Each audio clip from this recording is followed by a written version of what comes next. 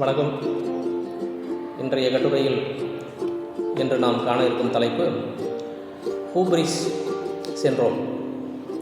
ஹூப்ரிஸ் syndrome என்றால் என்ன? இந்த நோயினால் யாரெல்லாம் பாதிக்கப்பட்டிருக்கிறார்கள்? அதனுடைய விளைவுகள் என்ன? அதற்காக அவர்கள் என்ன செய்ய வேண்டும் என்பதை பற்றிய கட்டுரையை தான் இன்றைய இந்த காணொலியில் நாம் காண இருக்கிறோம். ஹூப்ரிஸ் சிண்ட்ரோம் என்பது ஒரு தனிநபரின் அதிகப்படியான பெருமை, ஆணவம் மற்றும் அதீத நம்பிக்கை ஆகியவற்றால் வகைப்படுத்தப்படும் ஒரு உளவியல் நிலை என்று மனநல மருத்துவம் கூறுகிறது. அரசியல் தலைவர்கள், சிஇஓக்கள் மற்றும் பிற செல்வாக்குமிக்க நபர்கள் போன்ற அதிகாரம் மற்றும் அதிகார பதவிகளை வகிக்கும் நபர்களிடம் இது அடிக்கடி காணப்படுகிறது. உதாரணத்திற்காக, உயர் பதவிகளை வகிக்கக்கூடிய அரசியல்வாதிகள், உதாரணத்திற்காக குடியரசுத் தலைவர், பிரதம மந்திரிகள் மற்றும் இன்னபிற பதவியில் அரசியல் அதிகார பதவிகளை வகிப்பவர்களுக்கு இந்த நோய் அறிகுறி அடிக்கடி காணப்படுகிறது. ஹூப்ரிஸ் என்ற சொல் கிரேக்க மொழியிலிருந்து பெறப்பட்டது. இது பெரும்பாலும் வீழ்ச்சிக்கு வழிவகுக்கும் அதிகப்படியான பெருமை மற்றும் ஆணவத்தை விவரிக்க பயன்படுத்தப்பட்டது அந்த நாட்களில். ஹூப்ரிஸ் சிண்ட்ரோம் நோயால் பாதிக்கப்பட்ட நபர்கள் பெரும்பாலும் ஆடம்பர உணர்வையும் சுய முக்கியத்துவத்தின் உயர்த்தப்பட்ட உணர்வையும் தங்கள் செயல்களின் விளைவுகளிலிருந்து விடுபடுகிறார்கள் என்ற நம்பிக்கையையும் காட்டுகிறார்கள். அவர்கள் பெரும்பாலும் பச்சாதாபமின்மை, விமர்சனத்தை ஏற்றுக்கொள்ள இயலாமை மற்றும் சாத்தியமான எதிர்மறையான விளைவுகளை கருத்தில் கொள்ளாமல் பெரும் அபாயங்களை எடுக்க விருப்பம் காட்டுவது ஆகியவற்றை காட்டுகிறார்கள்.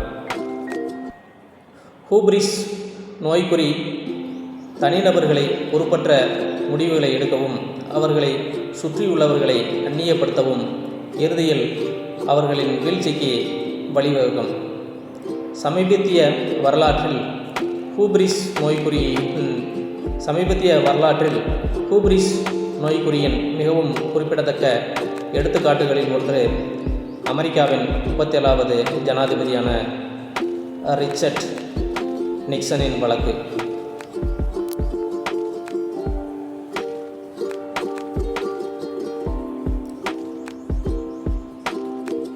நிக்சனின் அதிகப்படியான பெருமை, அவரது சொந்த வெல்ல முடியாத நம்பிக்கை ஆகியவை வாட்டர்கேட் ஊழலுக்கு வழிவகுத்தது. இது இறுதியில் அவர் பதவியை ராஜினாமா செய்தது.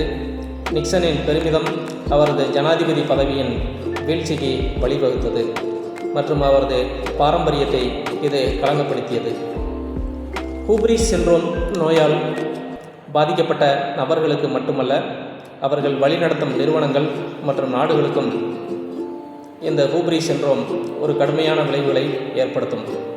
தலைவர்கள் அதீத நம்பிக்கையுடனும் அறிவுரைகளை கேட்க விரும்பாதவர்களாகவும் இருக்கும் பொழுது அவர்கள் தொலைநோக்கு தாக்கங்களை ஏற்படுத்தக்கூடிய மோசமான முடிவுகளை எடுப்பதற்கான வாய்ப்புகள் இங்கே மிகவும் அதிகம். இது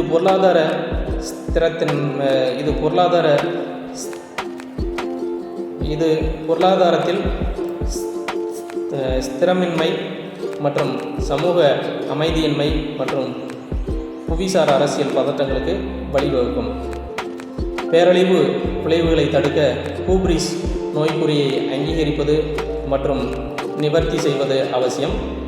ஹூப்ரிஸ் நோய்க்குறியால் பாதிக்கப்பட்ட நபர்கள் தங்கள் செயல்களுக்கு பொறுப்பேற்க வேண்டும், தாங்களாகவே பொறுப்பேற்க வேண்டும்.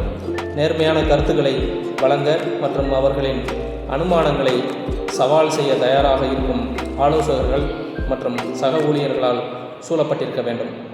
கூடுதலாக, ஹூப்ரிஸ் நோய்க்குறிக்கு பலியாகாமல் இருக்க தலைவர்களுக்கு சுய விழிப்புணர்வு மிகவும் அவசியம்.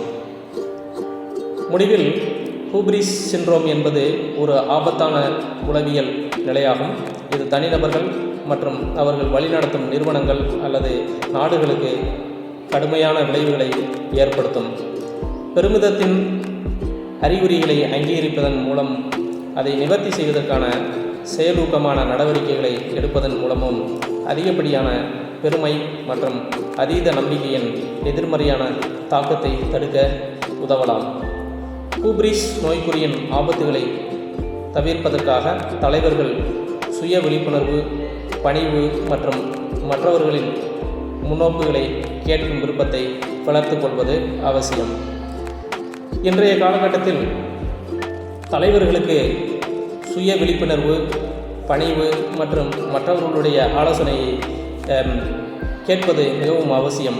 இன்றைய காலகட்டத்தில் அவ்வாறு கேட்கவில்லை என்றால் ஹூப்ரிஸ் நோயால் பாதிக்கப்பட்ட அரசியல்வாதிகள் அல்லது அவர்கள் வெகு நாட்களாக வகிக்கும் பதவியில் பல தவறான முடிவுகளை எடுக்கக்கூடியவர்களாக இருக்கிறார்கள். இது அரசியலை சார்ந்தல்லாமலும் பொருளாதாரம் மற்றும் புவிசார் அரசியலில் பெரும் விளைவுகளை ஏற்படுத்துகின்றன. எனவே தலைவர்களாக இருப்பவர்கள் தங்களை தாங்களே சுய பரிசோதனை செய்து கொண்டு அவர்கள் ஹூப்ரிஸ் நோயால் பாதிக்கப்பட்டிருப்பதாக உணர்ந்தால் அதற்கு தகுந்த ஆலோசனைகளை கேட்டு அதிலிருந்து விடுபடுமாறு கேட்டுக்கொள்ளப்படுகிறது. நன்றி, வணக்கம். மீண்டும் இதை போன்ற ஒரு நல்ல ஒரு கதையம்சமுள்ள ஒரு காணொளியில் மீண்டும் காணலாம்.